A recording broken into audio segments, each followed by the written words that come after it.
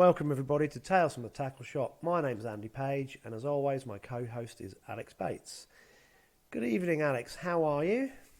I'm alright, Andy. I'm a bit seasick at the minute. Just about recovered from you trying to kill me, I think. But I had a good day's fishing on Sunday and caught a few fish, and the team done alright. And I was really looking forward to a trip out on the North Sea. And yeah, a bit windswept, to say the least. I promised you a big Xander, didn't I? Yeah. Or you think I promised you lots of Xander. Yeah.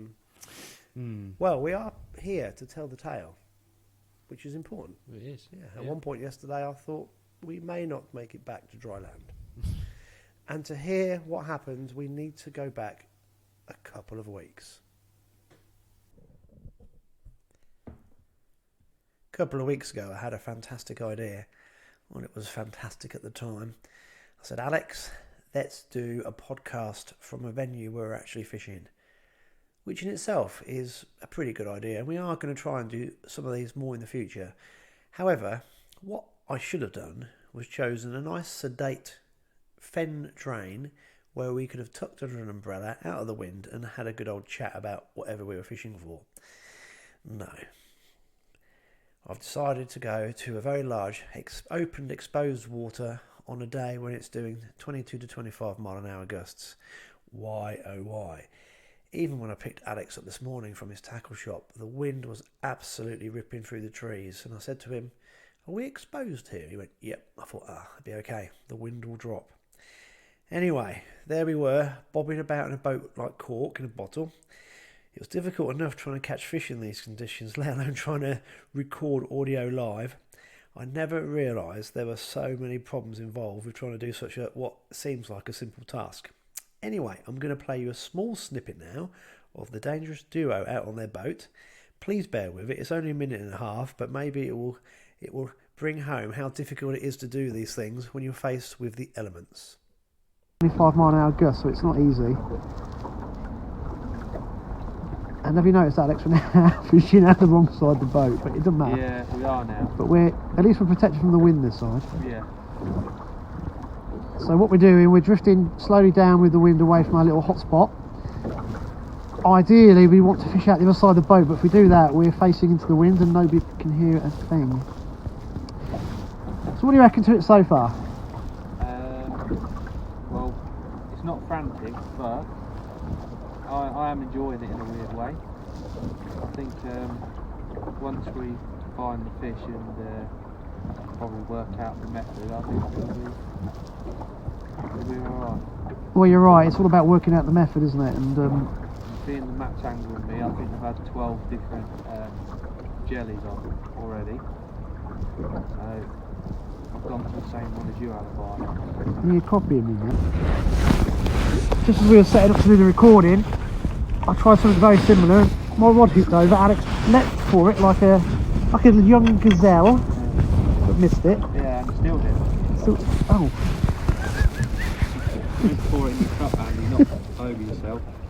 It's not windy. It's in the wind. It doesn't go in the cup. Did you want a cup? No, I might. I'll have one. Is that all you're allowed? Yeah, it gives you a bad in. There we go. Really bad with the wind. The audio was awful. It was that windy. I don't know if you could pick that up, but I managed to pour a cup of coffee over myself rather than in the cup. The wind just blew it straight out of the flask, straight over me. And it was pretty miserable.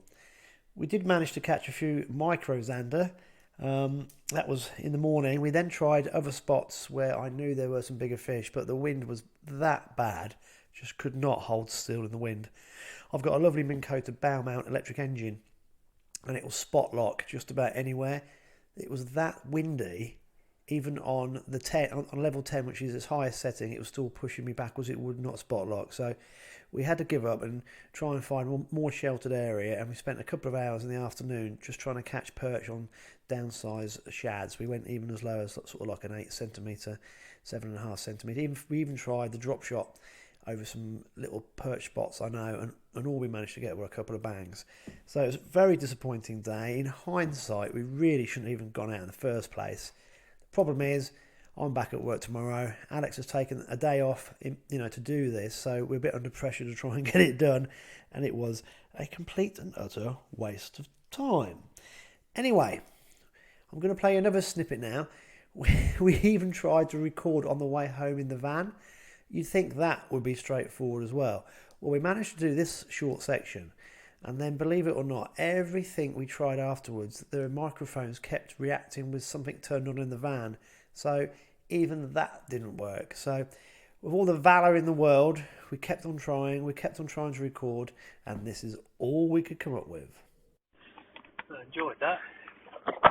You enjoyed that? Yeah. I enjoy any being outdoors.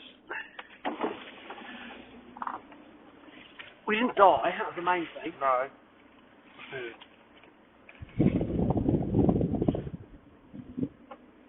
Never been so wet and it wasn't even raining. Well, we didn't die, didn't capsize the boat. No, that was the main thing. One stage out, what are we doing out here? I thought that right from the beginning. Right, so hopefully our new IT equipment is working. Yeah. So we've had a lovely day out on the middle of the North Sea, or the Fenland version of it. We've been drop shotting and fishing small plastic lures, trying to entice perch, zander and pike. However, we had a slight handicap. It's called gusts of about 25 miles an hour wind, I think. It's awful, isn't it? Yeah, not good. Very, very rough. Very, very rough. No, so we had several areas that we wanted to try. The first one we caught a few little zander from. Yeah, avoided the blank, didn't we? Avoided the blank. And I think you 3-1? Yeah, you did odd numbers. You would have beaten me on weight, obviously, as well, but you can't call that fishing. You can't call that. That's not match fishing for me. No, that's not. That wind was horrendous, wasn't it? You're just dangling over the edge and waiting for you. It was like ledgering, basically, what we were doing, wasn't it? Yeah, it was called desperation, I think. Yeah. That's what you should call it. It was just pop that. That bad. No, what we were trying to do, we were trying to drop shot, but it was so windy, I had to, basically, we were trying to spot lock using my bow mail. Yeah. And that's incredible bit of kit, that one. Yeah, it worked very well. And we managed to snaffle a few little zander, but it wasn't what we wanted to do. So we then tried to get to another really good area, but I think common sense took over because it was really, really rough. It was terrible there, wasn't it? It was right in the eye of the storm almost, wasn't it? I didn't actually mention this to you at the time. That's because it's so windy, but I was a bit worried. The first time that big wave hit us, I thought we were going to start shipping water. Yeah. And I thought, this doesn't look good. No. Can you imagine the headlines? Yeah. Tales from the tackle shop. Somebody out no more. Drowned. On a serious note, though, you have to be extra careful because that was really dangerous stuff, and I think people who aren't very good at boat handling would have come a cropper today. It was amazing when you turned and went against the wind down.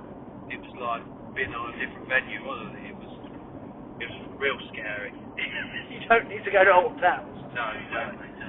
Anyway, so we tried to get to the main area I wanted to target today, and there was absolutely no way we could get anywhere near it. Two reasons. One, we couldn't even motor across to it. Secondly, even the bow mount wouldn't have held us in that wind. It was just horrendous. So then we tried another spot, failed miserably, and then we tried to get out of the wind the last couple of hours. We did have, I think, there were little perch hitting our shaft using the rubbers. A couple of little rattles, wasn't it? Yeah, you had a hit, didn't you? I had a hit, but the clutch weren't set. I think I showed my inexperience of lure fishing. I thought you were really good, because you kept grinding it. Yeah. And with lure fishing, you have to just grind it. And suddenly, you'll hit feed fish, or you'll come across an area where there's one or two stacked in there, and you entice them to take. So, when you had that take, I thought, yes, And then no. I enjoyed that style of fishing than the drop shotting, definitely. Yeah, it's more active and you actually you can feel what you're doing. But you're casting and retrieving, whereas with the old drop shotting, it was a bit, I don't know, it felt a bit like I was ledgering with a plastic fake bait on. It gets good when you can combine it with the sonar. Yeah. And you can literally spot lock over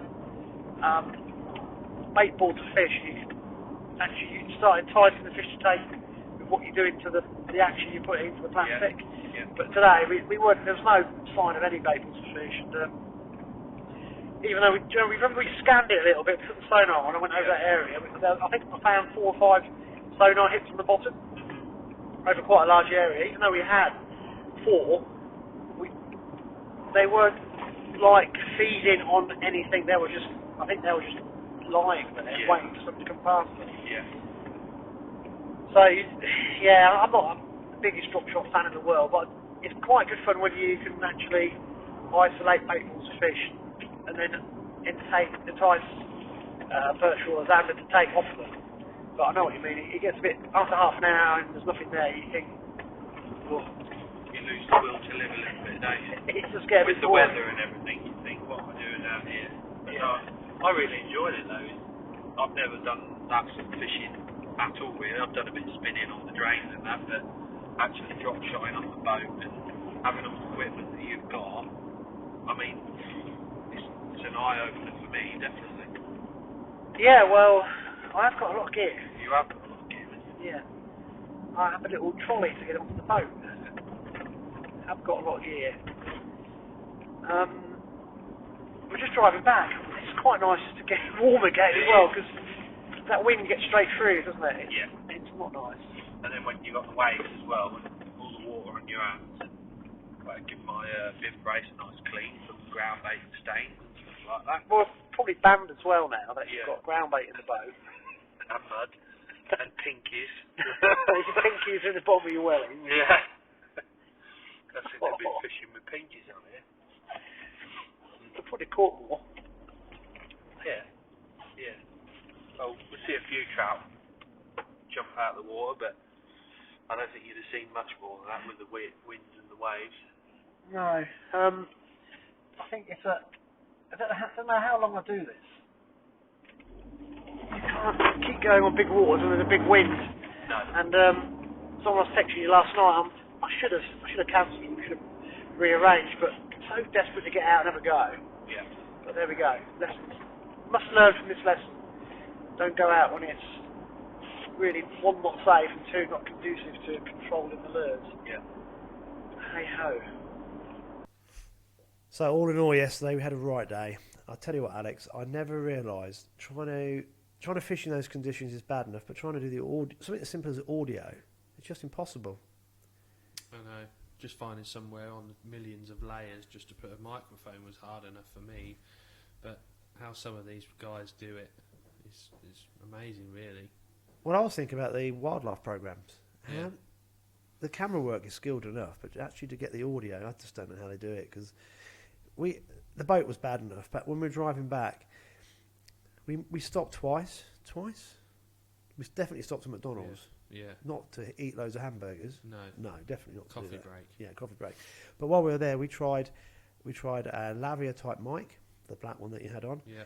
Just to get a better sound quality. And when we tried that, it was reacting with something in the van. We couldn't work out what it was. We turned the van off. The beeping sound on the mic stopped.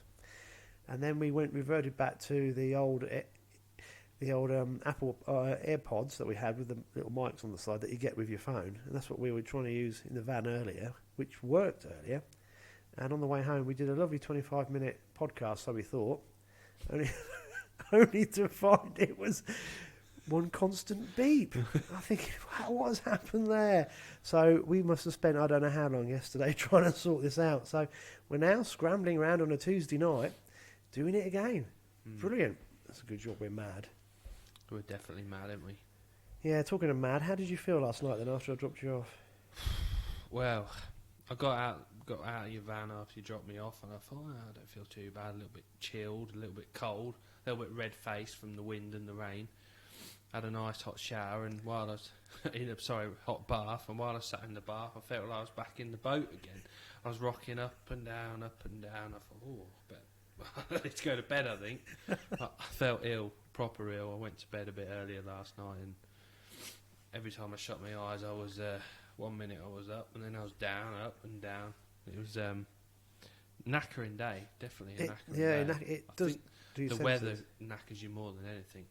You made me laugh because when I spoke to you last week, I said, bring in some food in a flask. And you went, oh, I can't remember the last time I ate or drunk anything while I was fishing. Yeah. And I thought, this is going to be fun. Cause, even on calm days, boat fishing is quite tiring at times because you're always doing something. But yeah, yesterday was a bit extreme.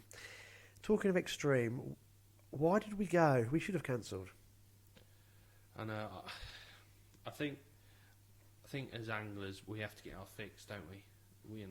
We're addicted to fishing, and we just have to get on the bank. And I was really enjoyed it anyway, but I was really looking forward to doing a bit of predator fishing. And when you said there was a chance that we might not be able to go out on the boat, I was like, oh no. And then obviously you showed me your app on your phone, and the look on your face when you said this is the best day to go fishing this month. So I thought, oh well, he knows what he's on about. Little do I know nothing. Yeah, so I got there's the guys in America, the muskie guys. They are mad keen on their moon phases. So I was explaining to Alex that I've been out at 1 o'clock in the morning on these boats in America, casting these massive lures, trying to retrieve it to within an inch of your rod tip in the pitch black, feeling the weight of the lure get heavy as you bring it in. Can't see a thing. Just a little blind bit of hope you might get a muskie, but they hit certain moon phase windows. So I've started using this app. I'm not sure I'm a total believer. Something definitely happens with the wildlife. I can't explain it. Whether it happens to the fish, I don't know.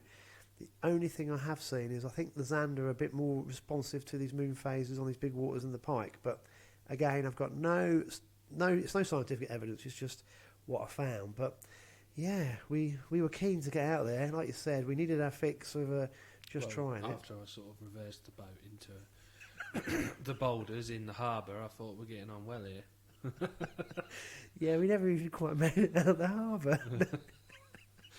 They sank the boat within 10 foot of the jetty.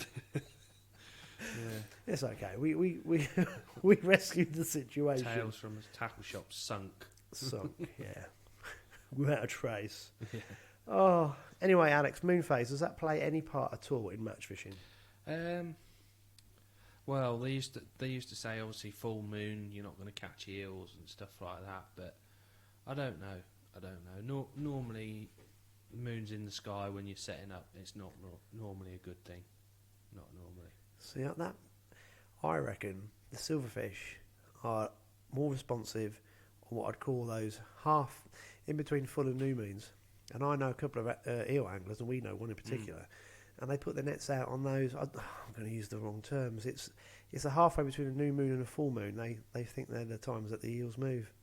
Whether they know the predators aren't on the lookout so much, I don't know. I know a lot of pike anglers who swear by it, and I know a lot of pike anglers think it's the biggest load of baloney out. I can take it or leave it. I don't know. Haven't got a clue. Anyway. Yeah. So while I was bobbing up and down on the North Sea, I was looking in your tackle box while you're setting up your bow mount and your fish finder and all the other gadgets out of your massive chest of fishing equipment. I was looking through the lures and I was thinking, which lures do you pick up in different situations? Because when I haven't been pike fishing much, but whenever I've gone pike fishing, we've used sort of like a hard lure with a soft sort of jointed end to it and stuff like that. And I suppose when we go match fishing, we have our rigs, go-to favourite rigs and stuff like that. And just really wanted to ask you a few questions about what lures you use and like confidence in lures, and do different colours and different days make any difference? Well, that's a really long question, but I'm going to try and answer it quite succinctly. Don't start lure fishing. It's too addictive and you'll spend a fortune on a million different baits. Oh, Lord. Yeah, I've got a ridiculous amount of... I'm collecting a ridiculous amount of baits. So I think what happened with me is that the kind of lures that you're talking about, America had lots of musky type lures, and they downsized them a little bit, and we used to get these over 20, 30, 40 years ago. Then they're not great, but they would work. And then I think the kind of lures that you use were kind of like hybrid between a hard front and a plastic tail. Yeah. And the tails were probably replaceable if they get ripped. Or Yeah, I would say they were. yeah. Well, again, I've tried all sorts of things over the years and not had any confidence really in any of these things, because being a die-in-the-wall bait pike angler, I used to use these lures and go, why would any pike touch these things? They look so plastic, they don't look real. And I thought, people are catching because they just keep chucking them, not because they're any good. But things have moved on a massive pace, and if you go to Scandinavia or America, the different types of lures being designed is incredible. So I've got back into lure fishing, I suppose, because I've discovered newer, softer plastic baits that, when you rig them correctly and you retrieve them in certain ways, they look so lifelike. I mean, I was in the water last year. I was just daydreaming, and I thought I saw this big perch under the boat. No, it was my lure. I just wasn't paying any attention at all. But they are that lifelike. They look brilliant. So, yeah, my favourite baits are kind of these plastic shads. I like to lure fish slowly, because I think it gives the bigger fish time to take the baits. I think when you fish quicker, you get a reactionary take, which stimulates the smaller fish, and you tend to get take. So that's something that I need to improve upon for the lure competitions that I've started entering. I need to kind of get better at a kind of power type game, getting the smaller fish. But when I'm out pleasure fishing, I'm quite happy to catch one in the day, but I want that one to be an absolute clonker. So I will fish a bit slower with bigger baits and try and get the bigger fish. So the water we were on yesterday is quite a strange one for me, because other waters I use 25 centimetre shads, which are quite big, but I've got some 29 centimetre shads, and I even troll with, I think they're 35 centimetre. They're huge, massive. But these pike will, on the fen drains of a troll, they'll see a silhouette, they'll come up and smash them. Even a 8-10 pounder will hit them. So I've got a lot of confidence using these big shads on other waters. But the water we were on yesterday, do you remember, I had those 12 centimetre shads on, and I've caught some very nice fish just using these smaller baits. And I think it's kind of like matching the hatch, whereby on the water we were on yesterday, there's a ridiculous amount of small perch and zander about, and micro perch and the perch fry. And I think the predators have got tuned into that size of prey. So I think when I use my bigger baits that I've got so much confidence in, I struggle to catch anything. I get little nips on the tail, and when I investigate it, it's quite a big slash wound, and I think, no, a decent sized pike's had a go at that, but it's not enough to make it take it.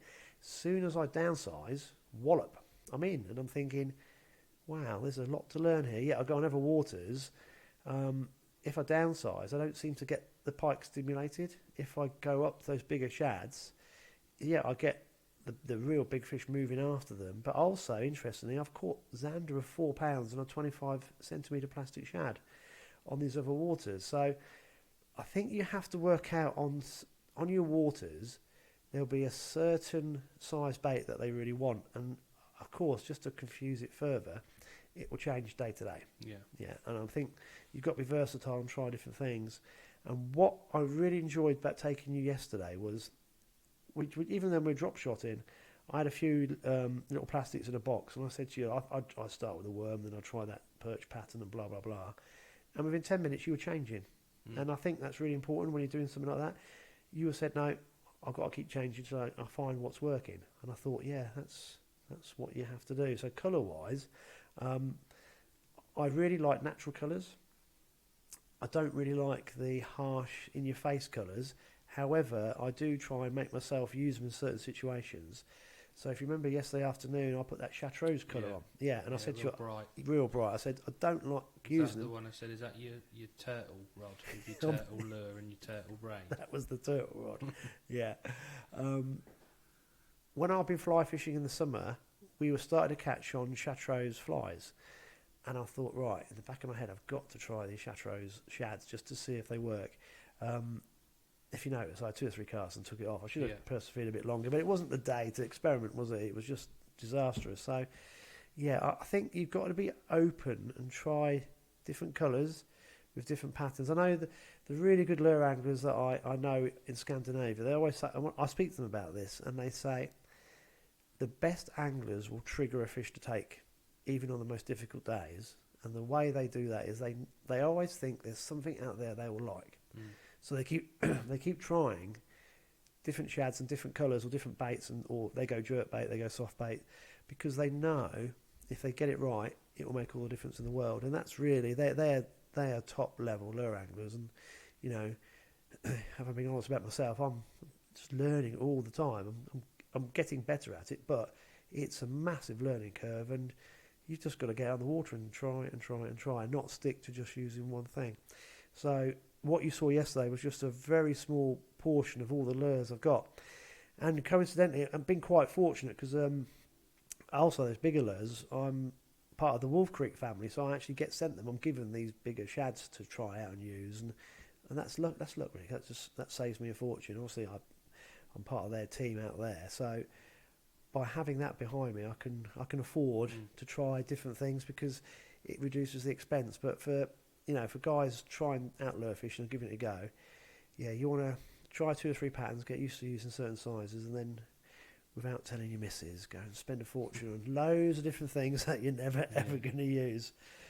I enjoyed the sort of proper lure fishing almost, when we sort of found a bit of calm water and we sort of chuck in some rubber baits, a lot more than the drop shot. And I found the drop shot in a little bit, I don't know, I kept trying things and jigging it and doing little things, but when you got no confidence in what you're doing, I think for me, I felt more confident fishing with a proper lure and winding in and speeding up and stuff like that. But I don't know what your thoughts are. Well, I'm biased. I prefer fishing the casting way. That's just the way. And the drop shotting can be good fun if you know you're on them and you're getting taps all the time. I mean, yesterday was just a bad example of a day around.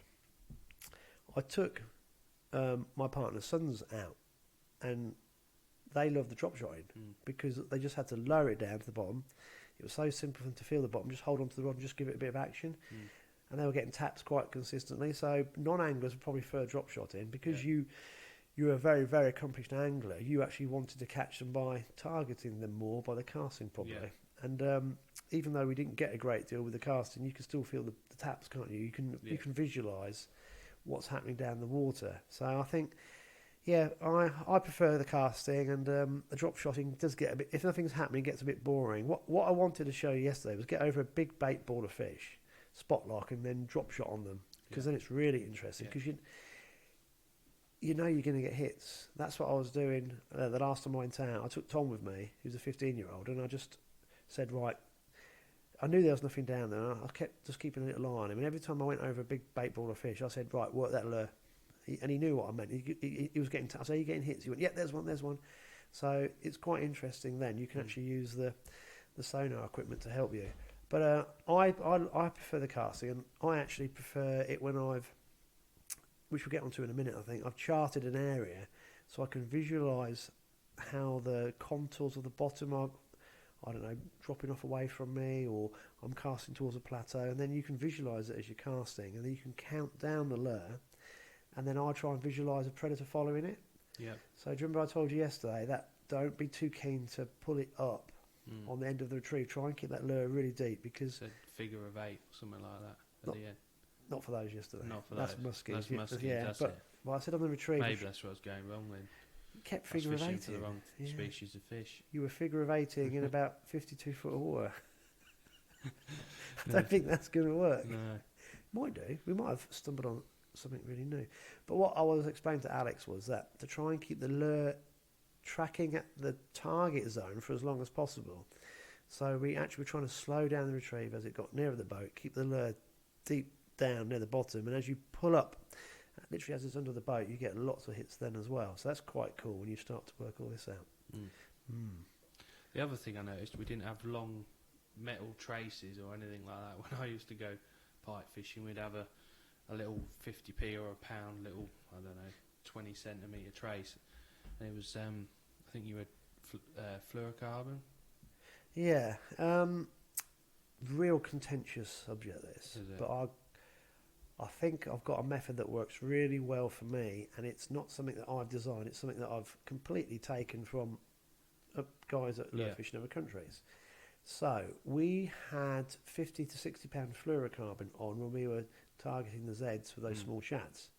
So we were using like 12 centimetre shads, 10 centimetre shads. We had like 20 pound braid on. Yeah. So everything was balanced. Yeah. So we had like a metre of, well, you had 20 pound braid, 50 pound fluorocarbon, about a metre leader length, and you had that we had between 8 and 12 centimetre shads, didn't we? Yeah. And on a single hook, because that was the rules of the fishery, so you're allowed to use a fluorocarbon leader with a single hook. So that's what we did, and there's two reasons why we did that. Believe it or not, that 50 pound fluorocarbon trace is far more robust than if I'd used a 40 or 50 pound wire trace, because as soon as you twist the wire or crimp it, you put a weak spot in it, and you make a loop in that wire, it makes a weak spot as well. So we're constantly casting these lures, something will give on that wire trace, which is not what you think. And also, they're quite robust to land a very big pike on them as well, because they'll just they'll put up with the resistance of the teeth. You've got to be careful though. As soon as you catch a fish, you've got to check the bottom of the trace cut off and start again. So that's why we did that. Didn't get a chance to use my heavy gear, but I have 90 pound fluorocarbon on that, or even 130. Same reason, casting really big lures. Don't want to fracture or weaken the wire trace, which it will do. I don't want to leave a lure in a big fish.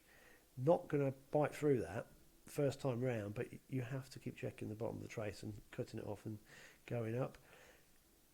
Weirdly, if we had been targeting Xander and I'd known there'd been pike about and using those small shads, if we put stingers on the back of the traces, I would have started tying up some 40 pound strand wire, which I twist and then seal with a lighter, and then use shrink tubing over the end. But I tend to use those new every time I go, because you know your old traces that you would have bought from the shop that we all did. We'd stuck them in a tackle box and use them a year later. They'd be rusted and blah blah blah. Yeah.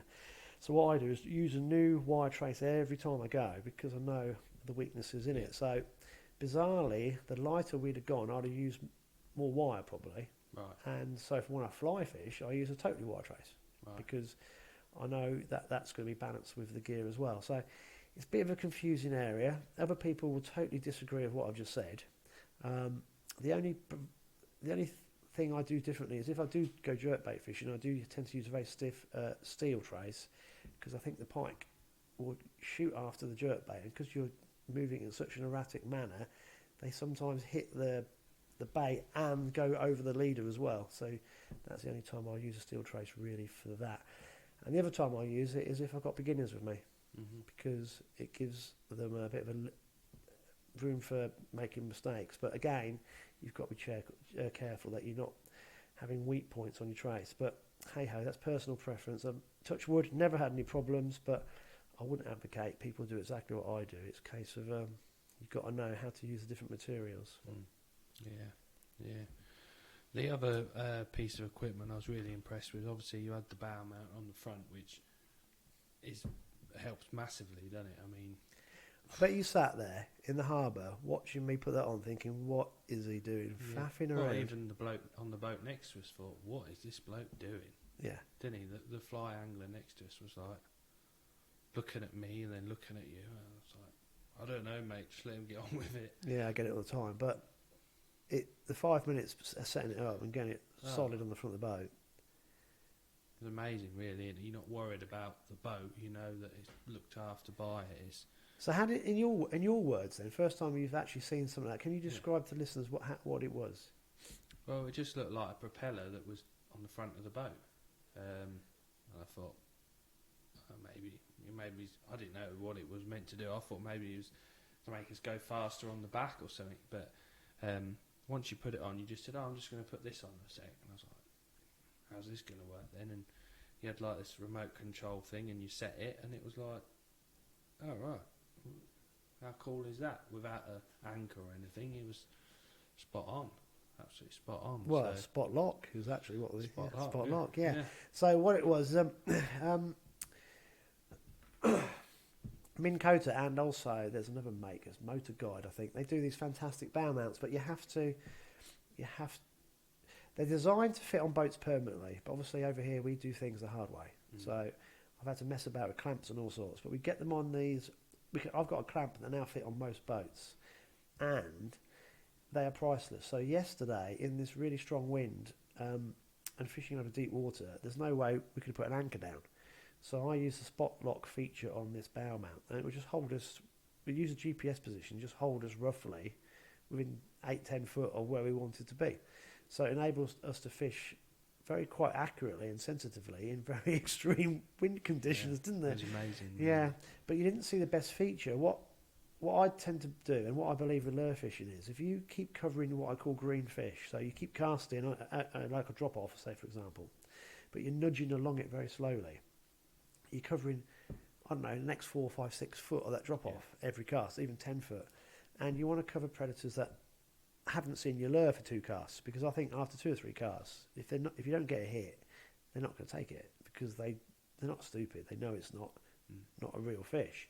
So I think using the bow mount, you can nudge along different features, and that's where I found it to be its best. And I couldn't show you that yesterday, but the bow mount is awesome on its own. But when you use it in conjunction with that TV satellite that I had as well, yeah, did you like that?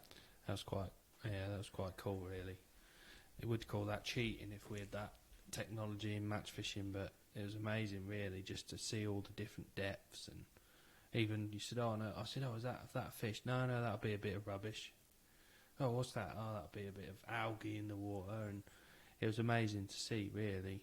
I mean, it's like having an underwater map, isn't it? You know. Yeah, I mean, Alex is talking about. I've got a Hummingbird Helix. Hummingbird and Lawrence do some amazing sonar equipment. So I've got this Helix, and it has side imaging on it. It has a down imaging, a down sonar, has an auto chart function as well. So again, we didn't really get a chance to see it in its full usage. But I was showing how I could see the bottom with the side imaging. And when we tried to find that perch area in the afternoon, I was trying to find bits of bait fish, wasn't I? As we were trying to move along and try and find the bait fish. But also later on in the morning, we tried to get to an area of the water, and it was that rough we couldn't fish it. But there's a lovely drop off, and I'd already charted it quite a few weeks ago, and so I produced the map of the contours of the bottom of the water. So even though it was a pretty uniform water, there were 1 or 2 areas that it changes dramatically. So these predators tend to hang off these drop offs, and the bait fish would move along them and all sorts. And the one that I really wanted to show you, the massive bream shoal that I found, but again, we couldn't quite get to that spot because how rough the water is. But it's remarkable. You get nothing, and suddenly it's like, wow, the screen is full of fish, and you can just work out roughly what they are by the size of them. You can work out what depth they are, and it gives you an idea of the habitats of what these bait fish do. So these bream haven't moved for about 6 weeks. They've moved obviously within 400 or 500 yards.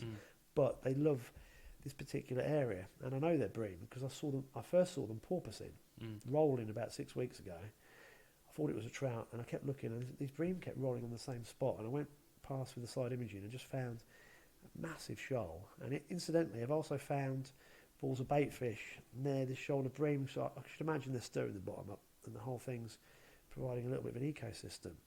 And obviously the predators they're not next to them, they're kind of hanging off them. Yeah. So you can't pinpoint each individual predator, but you can scan an area and you can start to move slowly with the bow mount, and you've got confidence then in your lures.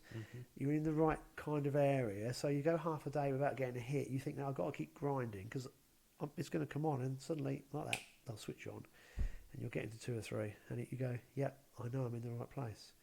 And to me, that's really satisfying, where you take a massive water and you're starting to piece together jigsaws of a puzzle.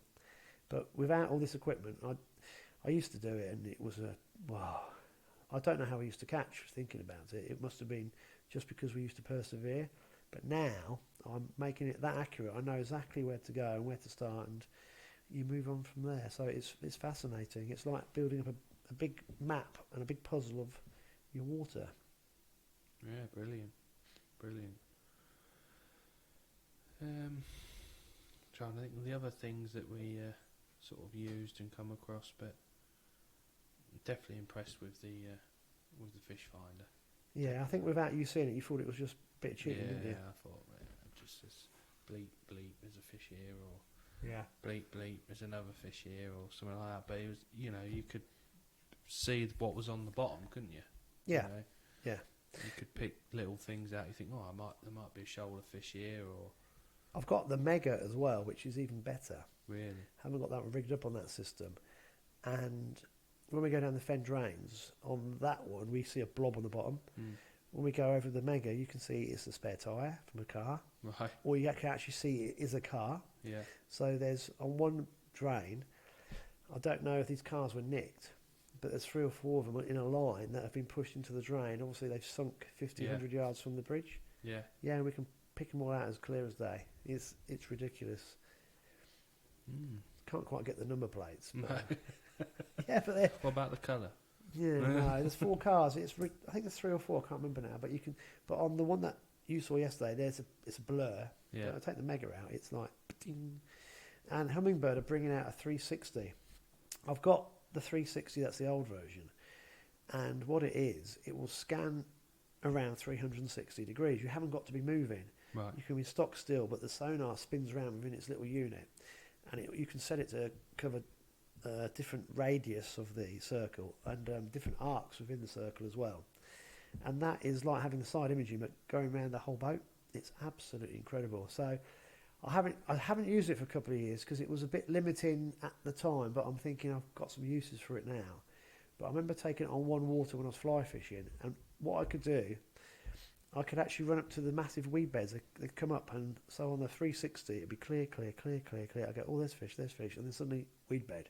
So I could just back off, and I knew I could cast just to the edges of these weed beds and be.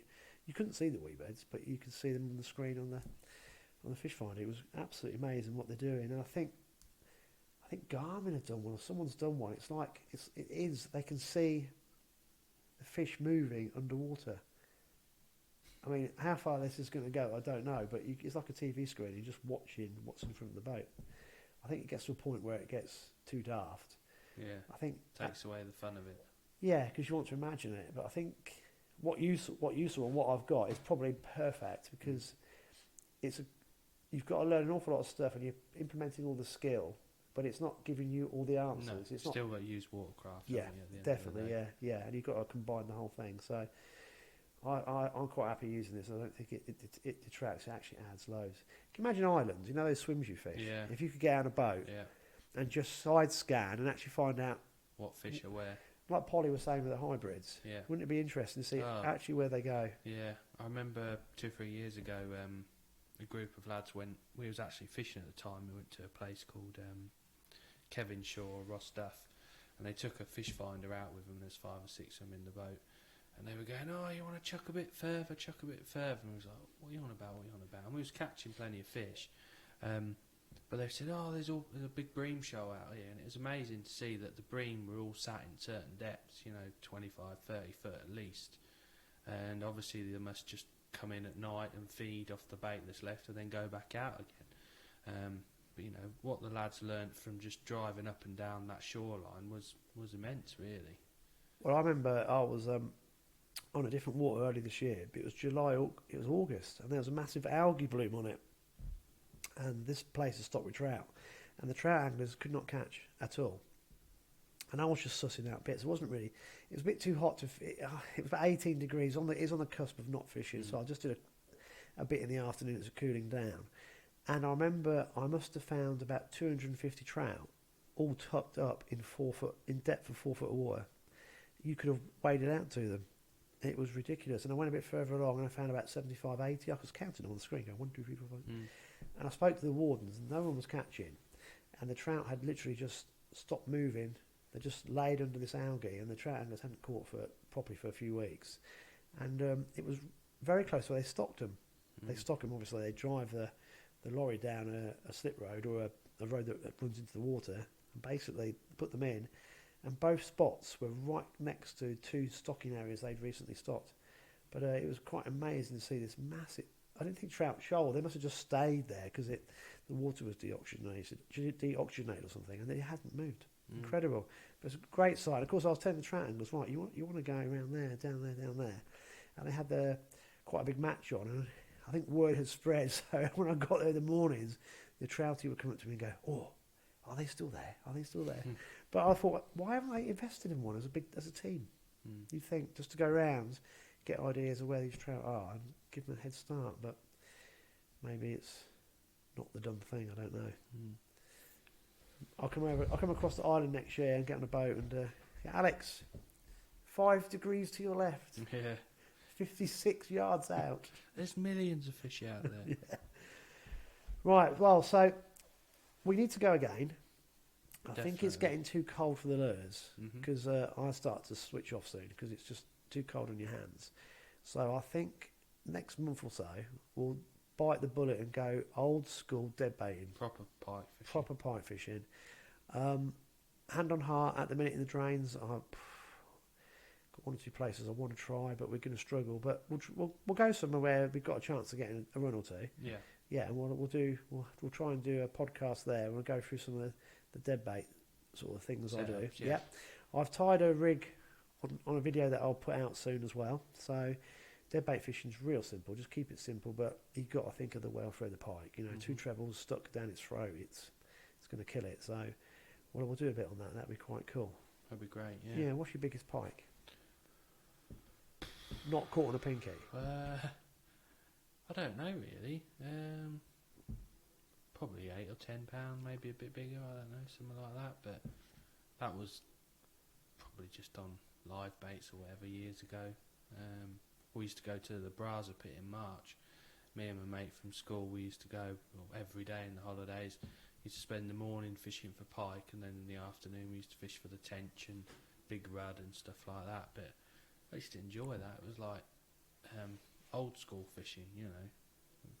Get by your sprats from the local shop or from Tesco's and some maggots and just go on your bike, and it was enjoyable fishing. But yeah, I'd say about £8 or £10 probably the biggest pike I've caught. I think we don't need to lose sight of that as well. I remember when I was an old boy, I used to cycle from Wisbeach to my mate's house in Tit Giles. I had my full piece thermal suit on. I was so hot when I got there. I was sweating so much. With an hour of getting there, I'd be freezing because all the sweat. Yeah. But the things we used to do, I was about 16, 17. I used to cycle there, 7-mile cycle. I probably had strapped 2 rods onto the frame of the bike. We used to get his dad to buy some sprats, and this reminds me of yesterday. Every time we went, the drain was frozen, so we get near the nearest bridge and lob a few bricks in, break the ice, and chuck out our little bungs. Why? But we used to catch as well. I know. Yeah. Crazy. And that float would go. We used magical. to catch the same pike every day if we wanted to. He used to be in the same peg every day. We called him Mike the Pike. Mike the Pike. What a name! And used to drop in there. She would go catch a pike. Yeah, drop in.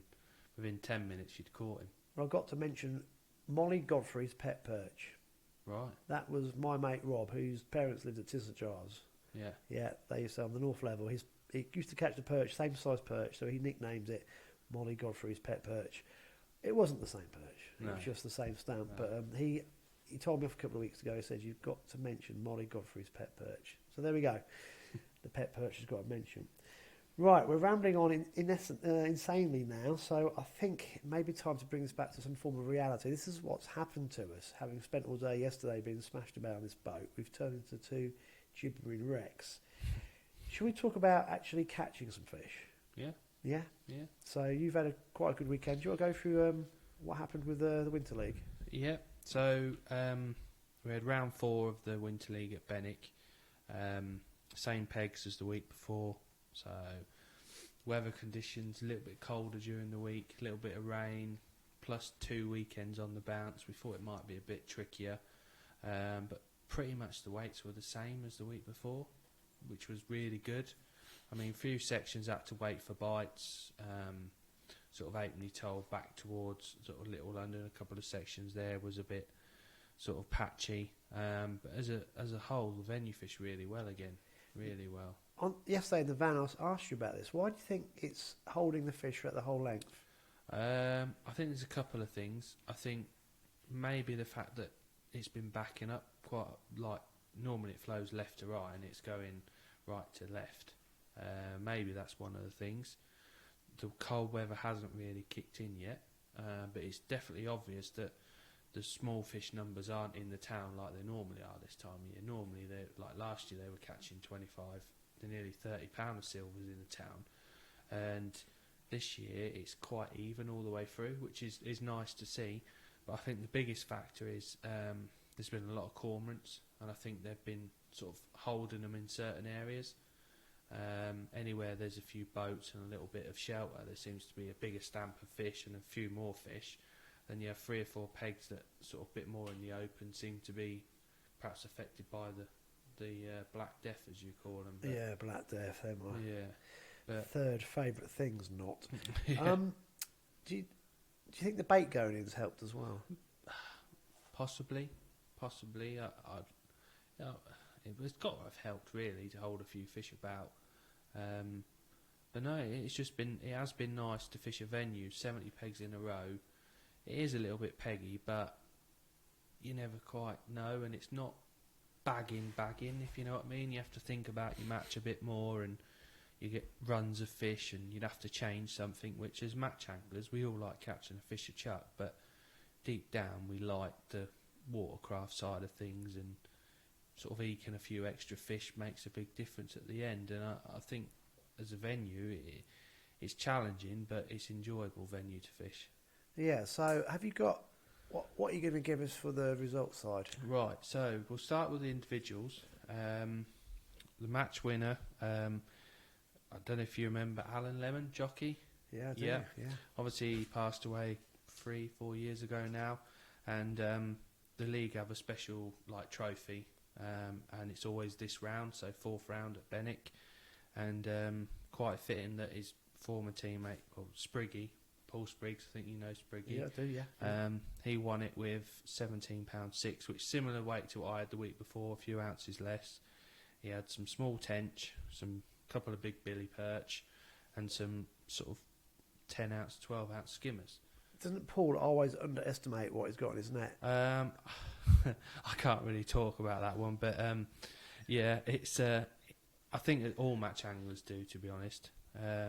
At the end of the match, I see he'd had 3 tench, and normally 3 tench should be £12 on their own, but I think they were a little bit smaller. I think he fouled at one of them as well, but he didn't say that. But I was in his section, and I was second with 11, 13, something like that. So he did well on the MPEG there to catch that. So well done, Paul. Runner-up was Gary Miller. It only seemed like yesterday he was moaning, I always draw pants, blah, blah, blah. And he's framed again. So well done, Gary. He was on Little London on the boats, 3rd peg on the boats. He's had 15.6, lots of small roach, a few rudd, and then perch as well. Graham Welton was 3rd, 14.10, again on the boats, but not just off the boats, if you know what I mean. Similar area where I was the week before, so he's done well there. And James Draculic was 4th with £14.8. He's another good young angler, fishes for Image from Milton Keynes way. He's done well from there with £14.8. So that was the individuals. Teams on the day, which is the important bit for us guys. It was very close, very, very close, and now we're getting towards the end of the league. It's sort of really competitive now. So Image, or Matrix Image, won the day with 29 points. They had some nice draws, but you still got to fish well off them. So they had a good score on 29. Then Tackle and Baits, my team sneaked in with 31, which we was really, really, really happy with that. Before the match, we looked at our set of pegs, and I think 4 of them were last in their sections the week before. So we was like, just got to avoid a real big score here today, and just get your head down and fish really well. And the lads have done well, so we was well happy really. Even though we didn't win, second feels like a win almost. So Brown and Hot Rods were 3rd with 32, so they were the nearest side to us in the league, and we managed to beat them by a point. So real tight match there. So the overall league standings now: Tackle and Baits are on 9, and then Image and Hot Rods are both on 11. So it's really, really, really tight for the qualifying spots. Obviously 2 go through to the final, with the drains and decoy being used. So it'll go down to the last match. Next match is March, so it's the March Open this Sunday. So that'll go from Peg 1, which is down near the Coal Yard Bridge, all the way up to the bypass bridge. So I think it'll be an 80 or 90 peg match. So with the weather we've had, with the rain and a little bit of coldness now, the weed hopefully have died down, and a few roach would have moved in, I think. So we went for a bit of a team line-up the other week, and we caught a lot of fish in a short period of time. So, and it was mainly roach, which is good to see. So really looking forward to that one on Sunday. I think that'll be a cracking match. Again, you've got to draw. It'll be the same areas that will win the match, but I think you'll need at least £15, £16 to win every single section. So brilliant fishing. Be interesting to see if those fish are still behind the library. I think they've gone now. I think there's a little window, and I think them fish move through the town down Neem Parade for the winter. I really do. Down behind the old Balti, is that? You'll catch a few, but actually further down in between there and Wigston's, don't think anyone fishes it anymore. That was the place to be, Neem Parade, but the problem is as more and more people have moved in and took up the moorings and stuff like that, there's a handful of pegs along there now. But that is... Do you reckon it gets rammed in there? Oh, that'll be... If they're catching what they're catching now, that will be ridiculously solid. Yeah, interesting. Yeah, we'll see what happens on Sunday. That'll be interesting. Yeah. Moving on to the Ramsey Club match. They're now in the 21st century. They've got a Facebook page, so you can see their match results on there. I think Matt Page and Mike Lyons are organising that and putting a few results and where their matches are. So if you are looking for matches, like their Facebook page. So Wednesday, making it 3 on the trot, or even 4, I'm not quite sure on that. I think it is 3 on the trot, was Stu Cheatham. He's had 99 on the hemp, and he wasn't near like the bridge in the low numbers where you normally have to be. He was peg 15, which is good to see that the fish are spreading out. Second, this guy's on fire. He is. He's proper on fire, Stu. Second was John Locke with 16.15, hemp and caster again. And Harry Young was third with 14.4, so well done, Harry. And then Sunday they were on Factory Bank, and if you know Factory Bank, obviously the town end, the low number end, is the best end normally. Sometimes the fish spread out and they're in the middle near the crash barriers, but drawing peg 1 again, I think he's getting a bit of a reputation of drawing M pegs is Keith, don't show us your teeth, but he had 336 fish, so quite a few less than he had last time on there, but he's had a lot bigger weight of £19.7. So well done, Keith. Second was Andy Wilding, £19.5, and third was Matt Page on 16.1. So decent weights for Factory Bank, and lots of different ways of catching them as well. Nothing from Mr. Bates Senior this week? No, he was fishing at our place this week, and I can't remember what lake he was on. He drew a bunghole. He drew a corner peg 11, and I think he was halfway on his lake. So we won't mention that one. We'll leave that one doom and gloom. Yeah. The other match results I've got is the Whittlesea Saturday match. They was at Beggars Bridge, which is the 20-foot, like Turves End, and it's a bit like Chain Bridge. The fish get hurdled up between the railway bridge and the road bridge, and John Taylor's back to his winning ways on there with £19.1. It's one of them venues where you can be really, really aggressive with your feeding. You can feed lots of bait, lots of ground bait. You normally take sort of 5 kilos of ground bait with you, 3 or 4 pints of pinkies, and just be really, really positive. Heavy rigs, get down and catch as many fish as you can. And I think Beggars Bridge and Chain Bridge will throw up some really big weights this year, especially when it gets a bit cooler. So we had 19.1. Mark Barron had 18.9. I think he had a couple of tench in that. And then Chris Gale was third with 15.15. So it's good to see a few fish on the 20-foot. Isn't it interesting that tench are still showing? Yeah. Just shows you how mild it still is for the time of year. Yeah, that area, I've never really fished it, but does the fish get penned in? Yeah, I think it's a bit like Chainbridge or the Footbridge. I think the cormorants basically hurdle them in there and they feel safe. I mean, it's a great little venue, really. You can park behind your peg. There's sort of a little bit you can get off the road. It's quite sheltered from the wind some days. So if you are looking for a day's pleasure fishing, it's ideal. There'll be a few pike there as well, I'm sure.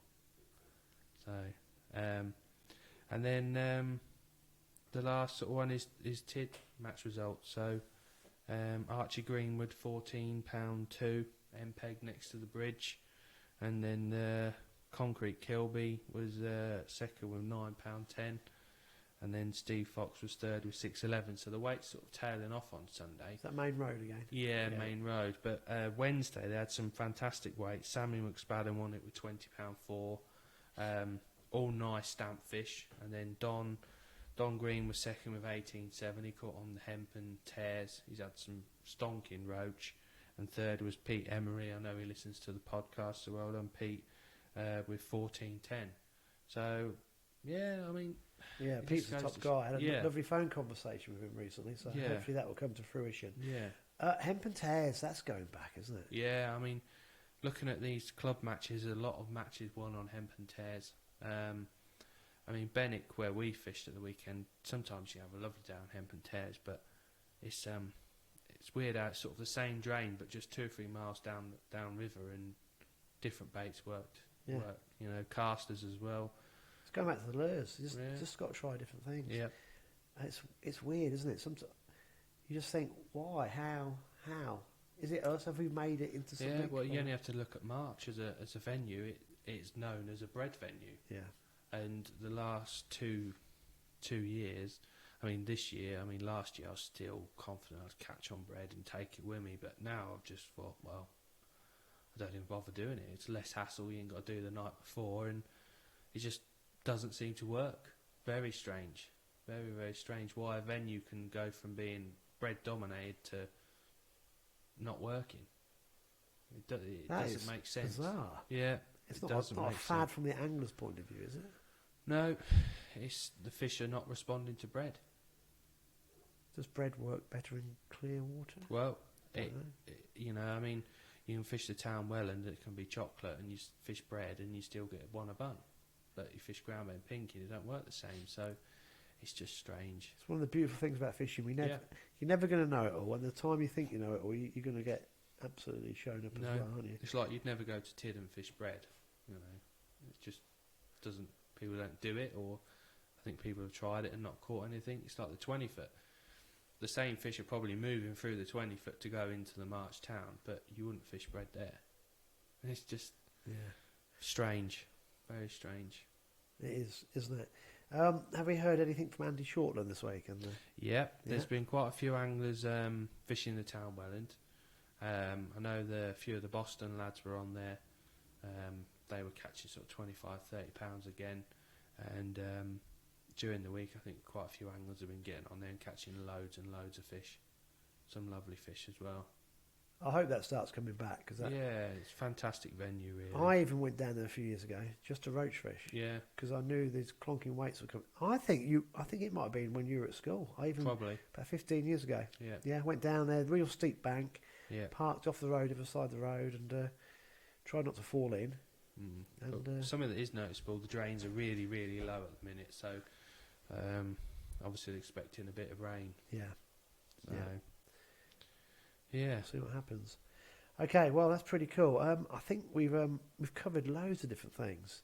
I hope people see the funny side of us trying to kill ourselves, trying to record from ridiculous conditions. I do apologise to everybody for the poor audio quality, but we just wanted you to try and experience the things that we were going through. It was a really trying day, and it's brought home lots of things to me about. You need a third or fourth person with you just to help out doing this side of things while we're trying to catch fish. Well, help you pour a cup of coffee for a start, wouldn't it? Might get it in your cup. That was ridiculous, wasn't it? Ever seen coffee moving it was moving horizontally through the air. Gotta laugh. You gotta laugh because it was funny. Madness. Well, God knows what we're going to be doing next week. Hopefully, nothing quite as mad as this week. But we had a lot of fun doing it, didn't we? And I think that's the key. This is all fun, isn't it? You take your match fishing very seriously. I take my predator fishing very seriously. But you have trips out as well with your mates, and it's just about having fun. Enjoying it is, yeah. And we did have a right scream yesterday, even though it was ridiculous. But Alex, it's always a pleasure. So thank you very much. Thank you, Andy. Lord knows what next week we're going to try and throw at people, but I hope they find it half interesting. But this has been Tales from the Tackle Shop, a Fenland Fishing TV production.